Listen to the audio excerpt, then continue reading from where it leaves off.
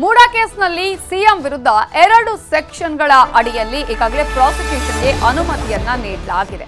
ಈ 2 ಸೆಕ್ಷನ್ಗಳು 17A ಹಾಗೆಯೇ section 218 ಪೊಲೀಸರು ಅಥವಾ ಲೋಕಾಯುಕ್ತರಿಂದ ತನಿಖೆ ಮಾಡುವುದಕ್ಕೆ ಈಗ ಅವಕಾಶವನ್ನ ಇಲ್ಲಿ ಮಾಡಿಕೊಡಲಾಗಿದೆ.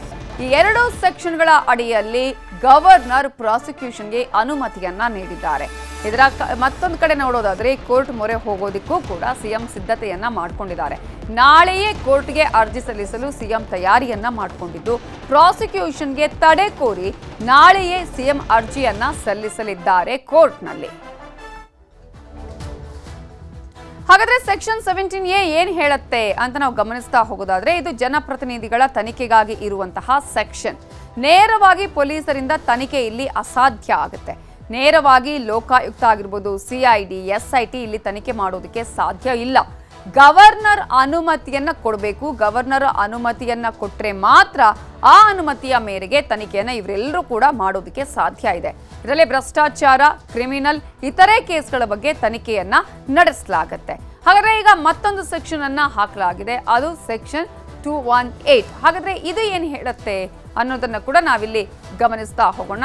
ಈಗಾಗಲೇ ಸೆಕ್ಷನ್ 17A ಏನು ಹೇಳುತ್ತೆ ಅನ್ನೋದ್ರ ಬಗ್ಗೆ ನಿಮಗೆ ಮಾಹಿತಿಯನ್ನು ಕೊಡ್ತಾ ಇದ್ವಿ. ನೇರವಾಗಿ ಇಲ್ಲಿ ಲೋಕಾಯುಕ್ತರಾಗಿರ್ಬೋದು, CID, SIT ಯಾರು ಕೂಡ ತನಿಖೆಯನ್ನ ಮಾಡೋದಿಕ್ಕಾಗೋದಿಲ್ಲ. ಇಲ್ಲಿ ಗವರ್ನರ್ ಅನುಮತಿಯನ್ನು ಪಡಿಲೇಬೇಕು. ಮುಖ್ಯಮಂತ್ರಿಗಳ ತನಿಖೆಗೆ ಮಾಡುವಂತಹ ಸಂದರ್ಭದಲ್ಲಿ ಪೂರ್ವ ಅನುಮತಿ ಇಲ್ಲಿ ಕಡ್ಡಾಯ ಆಗಿರುತ್ತೆ. ಇನ್ನು ಸೆಕ್ಷನ್ 218 ಏನು ಹೇಳುತ್ತೆ ಅಂತ ಗಮನಿಸೋದಾದ್ರೆ ಜನಪ್ರತಿನಿಧಿಗಳ ತನಿಖೆಗೆ ಇರುವಂತಹ ಸೆಕ್ಷನ್ ಇದು. ಭ್ರಷ್ಟಾಚಾರ ಕೇಸ್ನಲ್ಲಿ ರಕ್ಷಣೆಯ ಆರೋಪ ಬಂದಂತಹ ಸಂದರ್ಭದಲ್ಲಿ, ದಾಖಲೆಯನ್ನ ತಿದ್ದುಪಡಿ ಮಾಡಿ ಮೋಸದ ಆರೋಪ ಕೇಳಿ ಬಂದಂತಹ ಸಂದರ್ಭದಲ್ಲಿ, ಅಷ್ಟು ಮಾತ್ರ ಅಲ್ಲ, ಅಕ್ರಮವಾಗಿ ಆಸ್ತಿಯನ್ನ ವರ್ಗಾವಣೆ ಮಾಡಿರುವಂತಹ ವಿಚಾರ, ಪರಾಬಾರೆಯನ್ನ ಮಾಡಿರುವಂತಹ ಆರೋಪ ಬಂದಂತಹ ಸಂದರ್ಭದಲ್ಲೂ ಕೂಡ ಇಲ್ಲಿ ತನಿಖೆಯನ್ನ ಮಾಡೋದಕ್ಕೆ ಅವಕಾಶ ಇದೆ. ಇನ್ನು ಸಾರ್ವಜನಿಕ ಆಸ್ತಿ ದುರುಪಯೋಗದ ಆರೋಪ ಕೇಳಿ ಬಂದಾಗಲೂ ಕೂಡ ತನಿಖೆಯನ್ನ ಮಾಡಬಹುದು. ಇಲ್ಲಿ 6 ತಿಂಗಳು ಶಿಕ್ಷೆ, ದಂಡ ವಿಧಿಸುವಂತಹ ಸಾಧ್ಯತೆ ಇದೆ. ಹಾಗಾದ್ರೆ ಇಲ್ಲಿ ಯಾರಿಂದ ತನಿಖೆ ನಡೆಯುತ್ತೆ, ಯಾರು ತನಿಖೆ ಮಾಡಬಹುದು ಅಂತ ನಾವು ಗಮನಿಸ್ತಾ ಹೋಗೋದಾದ್ರೆ ಈಗಾಗಲೇ 17A ಹಾಗೆಯೇ 218 ಸೆಕ್ಷನ್ ಅಡಿಯಲ್ಲಿ ಏನೇನು ಹೇಳುತ್ತೆ ಅನ್ನೋದನ್ನ ನಾವು ಗಮನಿಸಿದ್ವಿ.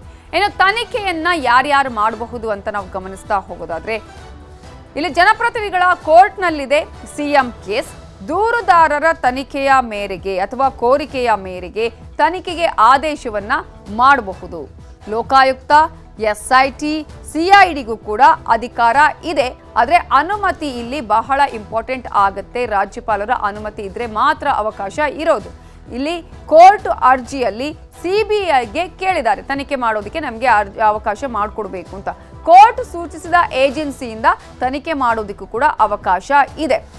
ಈಗ ಅವಕಾಶವನ್ನ ಮಾಡಿಕೊಟ್ಟಿದ್ದಾರೆ. 17A ಹಾಗೇನೆ 218 ಸೆಕ್ಷನ್ಗಳ ಅಡಿಯಲ್ಲಿ ಅನುಮತಿಯನ್ನ ನೀಡಿದ್ದಾರೆ. ಬಟ್ ಯಾರ್ಯಾರು ಇಲ್ಲಿ ತನಿಖೆ ಮಾಡಬಹುದು ಅನ್ನೋದ್ರ ಬಗ್ಗೆ ನೋಡೋದಾದ್ರೆ SIT, CID, ಲೋಕಾಯುಕ್ತ ಇಲ್ಲಿ ದೂರನ್ನ ದಾಖಲಿಸಿದ್ರೆ ಅವರು ಕೂಡ ತನಿಖೆಯನ್ನ ಮಾಡೋದಕ್ಕೆ ಅವಕಾಶ ಇದೆ. ಕೋರ್ಟ್ ಯಾರನ್ನ ಸೂಚಿಸುತ್ತೆ, ಯಾವ ಸಂಸ್ಥೆಯನ್ನ ಸೂಚಿಸುತ್ತೆ, ಅವರು ತನಿಖೆಯನ್ನ ಮಾಡಬಹುದು.